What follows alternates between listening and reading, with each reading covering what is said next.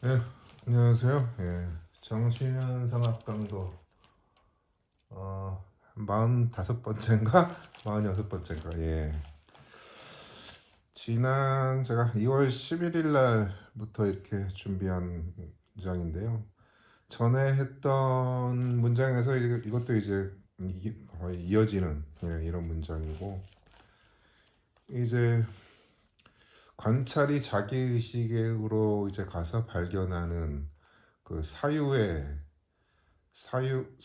사유에서 그 아주 그 핵심 동력이라고 할 수 있는 그 이제 이제 반성이라고 하는 거는 이제 뭐 되돌아본다는 거죠. 자기가 뭐 어떤 생각을 했다 그러면 그 생각을 하는 것, 예, 이렇게 자기를 대상으로 삼아서 그것을 다시 이제 들여다보는 행위. 그런 것을 이제 반성이라고 하는데, 그래서 오늘 나갈 문장은 그래서 하나의 예, 그런 사유의 그런 과정을 보여주는 그런 문장이라서 뭐 진도는 좀 더디더라도 일단 차근차근하게 이렇게 나가보도록 하겠습니다. 예, 해보겠습니다. Wie aber diese Form oder Inhalt für die Verarbeitung ist, erhält sie die Bestimmung eines gegebenen, das ist nur seienden Inhalts. 그러나 이러한 형식은 여기서는 사유의 형식을 말합니다. 사유의 형식 또는 내용이 관찰에 대해 이, 이, 있게 될 때, 뭐 이스트는 뭐 있게 될 때 또는 관찰에 대해 이런 사유 형식 또는 내용이 놓여져 있게 될 때, 마치 이제 현미경 아래 관찰물처럼 이렇게 사유 형식 또는 내용이 관찰에 대해 이렇게 포착이 될 때 그것은 이제 발견된 것, 개fun되는 주어진 것, 즉 존재할 뿐인 내용이라는 규정을 얻는다. 이알테지바스팀. 예. 그러니까 이제 이런 사회 형식 또는 내용이 그 단순히 그냥 그것이 마치 이제 관찰되듯이 습득되듯이 이렇게 그냥 존재하는 걸로 발견된 것이라는 그런 규정을 얻는다는 것입니다. 그러니까 사유의 형식과 내용의 자기 전개를 드러내지 못하고 단지 그 결과로서의 사유의 법칙들을 열거하는 것은 이제 진정한 사유의 법칙이 아니라는, 즉 단지 습득물에 불과한 우연적 발견물에 불과하다는 것입니다. 이런 것도 결국에는 이제 칸트를 이제 좀 암묵적으로 겨냥해서 그러한 칸트의 사유의 법칙이라고 하는 거는 주워온 것, 어디 뭐 지하철에서 누가 흘린 것을 주워온 것, 뭐 그런 의미로 이렇게 보시면 되겠습니다. Er wird ruhig sein von Beziehungen eine Menge abgesonderte Notwendigkeiten, die als ein fester Inhalt an und für sich in ihrer Bestimmtheit Wahrheit haben sollen und so in der Tat der Form entzogen sind. 여기에서의 그것은 이제 내용을 이렇게 받는 거고요. 형식 그 다음에 뭐 내용 할 때 그 내용이요. 그 내용은 관계들로 이루어진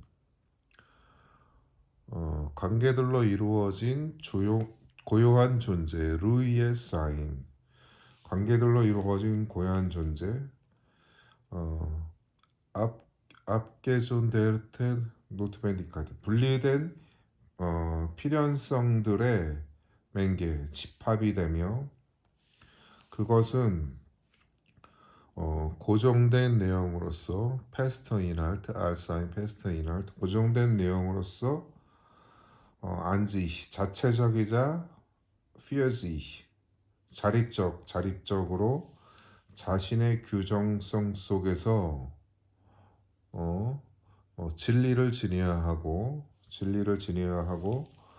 그럼으로써 실제로는 형식으로부터 벗어난다. Their form and soul and tint. 그러니까 이 문장의 의미는 관찰이 이제 파악하는 그런 사유의 관계라는 것은 하나의 살아있는 생성, 곧 운동이 아니라 하나의 고정된 대응 관계에 불과하다는 것입니다. 즉 A와 B의 대응을 발견할 수는 있지만 A와 B 사이의 필연적 관계를 파악할 수는 없다는 겁니다.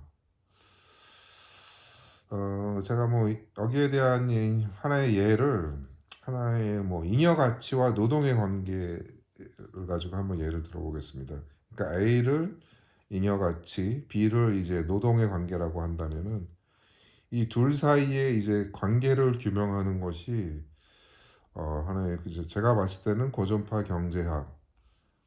경제학이라는 것은 저기 뭐 이제 아담 스미스에서부터 시작해서 어 이제 뭐 아담 스미스 그다음에 뭐 인구론의 저자 갑자기 이름이 기억이 안 나는데 아무튼 그러한 거기에서부터 이제 쭉 이제 리카도를 거쳐서 이제 마르크스에 이르는 이런 고전파 경제학은 이러한 그 잉여가치와 노동의 이 두 항목의 관련성을 파고들었으며 이제 그 완성은 이제 하나의 노동가치설이라는 마르크스에 의해서 이제 도달이 됐습니다. 그 완성은. 그러니까 잉여가치의 원천을 이제 노동이라고 이렇게 봤던 거죠. 노동가치설. 하지만 이것은 고정불변의 법칙이라고는 할 수는 없습니다. 노동은 잉여 가치의 원천의 하나일 수는 있으나 그것이 절대적인 원천이라고는 이렇게 할 수는 없다는 것입니다. 그 전에 잉여 가치라는 것도 시대에 따라서 새롭게 정의될 소지가 있는 역사적인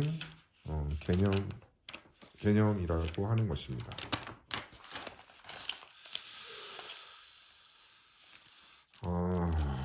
그러니까 이제 뭐 잉여 가치와 노동의 그런 관계는 그 둘 사이에는 하나의 거기에서는 하나의 이제 필연적인 법칙을 이제 발견하는 노력들이 고전파 경제학에 있었는데 이제 그러한 관계라고 하는 것이 하나의 이제 고정된 관계일 수는 없다라는 의미에서 그러한 설명을 한번 제가 해봤습니다. 일단 다음 문장 나가보겠습니다. Diese absolute Wahrheit fixer bestimmte Heiten oder vieler verschiedener Gesetze widerspricht aber der Einheit des Selbstbewusstseins oder des Denkens und der Form überhaupt. 그러나 고정된 규정성들의 이 절대적 진리 또는 다수의 이질적인 법칙들의 절대적 진리 필레 페르시덴의 게세세 그러한 절대적 진리는 자기의식의 통일성 젤브스트 베브스트 사인 자기의식의 통일성 즉 사유와 형식 일반의 통일성과 모순된다. 그러니까 이 문장은 자기의식의 통일성은 자기 동일성을 유지하면서 이제 차이를 전개하는 하나의 이제 모순적인 운동이라고 하는 것입니다. 즉 사유는 A이면서 A가 아닌 것을 동시에 품은 운동이라는 것입니다. 즉 다시 제가 또 이윤 노동가치설에 대한 비유를 또 사용해서요. 즉 이윤의 원천은 노동이면서도 노동이 아님이라는 모순적 규정이 바로 차이를 전개할 수 있는 계획이라는 것입니다. 여기서 형식은 이런 운동의 법칙에 대한 하나의 정화된 규정이라고 할 수 있습니다. 그래서 어떤 고정되고 그 자체로 남겨진 법칙이라고 불려지는 것은 자기 자신 속에서 스스로 반성하는 통일성의 한 계기가 될 수 있을 뿐이며 하나의 소멸해 가는 크기로 나타난다. 제가 그 다음 문장으로 제가 요거 예.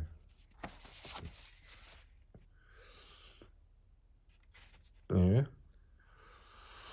Was für Feste an sich bleibende Gesetz ausgesagt wird, kann nur ein Moment der sie in sie reflektierenden Einheit sein, nur als eine verschwindend große auftreten. 그 어떤 고정되고 그 자체로 남겨진 안지 블라이벤데 게세스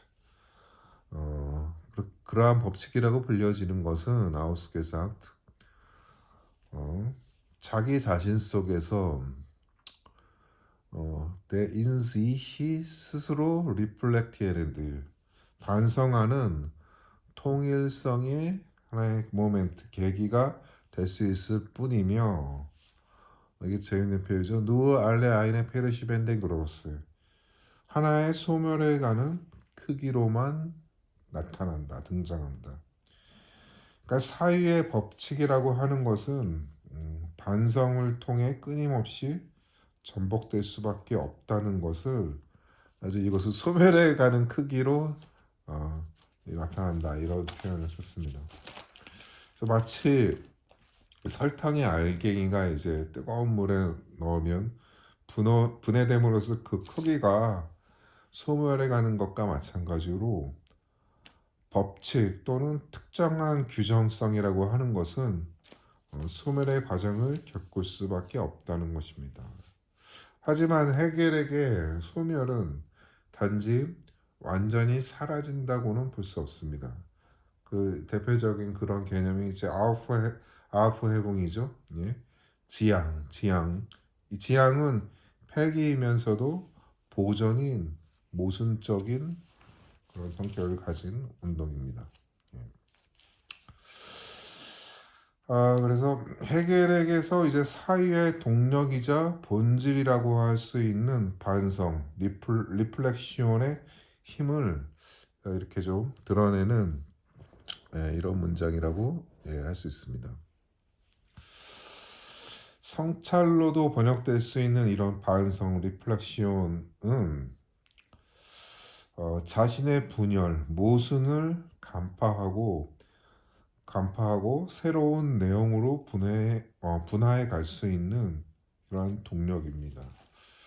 그래서 제가 전에도 제가 좀 잠깐 소개를 해드렸는데 제가 요즘에 계속 지금 한 그 이제 강순정 그런 교수의 반성과 모순이라는 이런 논문도 아주 그런 관점에서 이런 그 헤겔 예나 시기부터 정신현상학에 이르는 그 사이에서의 헤겔에게서의 반성과 모순의 개념을 이렇게 추적하는 이런 그런 논문도 이제 이런 문제의식과 좀 나와 있는 부분이고 사실 이런 헤겔의 어떤 현상학에 나타난 이러한 자기의식 그런 반성 이러한 사유의 성분은 이렇게 알려지기로는 이제 피테의 강순정 그 교수의 그런 이제 이런 그래서 나온 건데요. 그 선구자는 이제 피이테의 1794년에 나온 전체 학문론의 기초와 셸링의 1800년도에 나온 초호적 관련론의 체계가 그런 반성으로서의 자기의식, 헤겔이 정신현상학에 전개한 그런 사유의 이런 선구로 이렇게 지적되고 있습니다. 이런 것은 이제 베르너 마르크스나 베 본시펜 이런 사람들이 이런 주장을 하고 있더랍니다. 그래서 사실상 반성에 의해 고정 불변의 진리라는 규정은 이렇게 성립할 수가 없습니다. 그러니까 진리는 실체가 아니라 하나의 역사적 구성물에 불과하며 따라서 이성 자신도 완벽할 수가 없습니다. 그러한 문제의식을 가진 사람들이 바로 이제 아도르노의 이성 비판과 데리다와 푸코의 이성 비판은 비록 그 내용과 방법은 다르지만 반성의 일종의 활동이라고 할 수 있고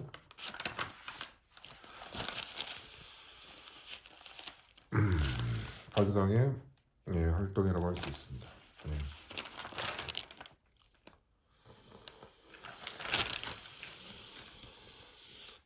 그래서 이런 이제 모순과 반성 이러한 것들을 이렇게 적용시켜 볼 수 있는 예로 제가 하나 생각해 본 게 AI가 이제 일자리를 빼앗아 간다는 이제 현상에 대해서 이것이 인간의 실존의 위기라는 주장이 많이 나오죠. 예, 그런 주장이 많이 나오는데 근데 위기는 이제 또 다른 그 반대로의 어떤 주장은 위기는 위기이지만 새로운 기회라는 그래서 위기이지만 위기가 아니라는 이런 주장을 하는 사람들도 있죠. 그래서 위기이지만 위기가 아니라는 이런 명제는 하나의 모순이죠. 역설을 품고 있는 겁니다. 근데 이 모순의 인식과 전개는 단지 이론적인 영역에 있는 것이 아니라 그 모순을 이겨내는 것은 결국에는 거기에는 이제 실천이 개입해야 된다고 하는 것입니다. AI가 인간을 침탈하는 것이 아니라 인간에게 이롭게 쓰여지게 하는 것은 이론의 영역의 문제가 아니고 실천의 영역에서 구체적으로는 제도와 규범, 문화의 영역에서 해결해야 할 문제라는 것입니다. 이는 이윤의 원천을 새롭게 정의하는 문제와 아울러 인간 실존의 문제를 새롭게 규정하는 문제와도 관련됩니다. 즉, 인간의 본질은 더 이상 노동이 아니라 노동 이상의 가치라는 실천적 규정으로 확대되어야 한다는 것입니다. 그래서 이런 점에서 인간의 실존은 유물주의에 기반해 있으면서도 이를 초월하려는 모순된 양상에 있음을 있다고 하는 것을 직시할 수 있습니다.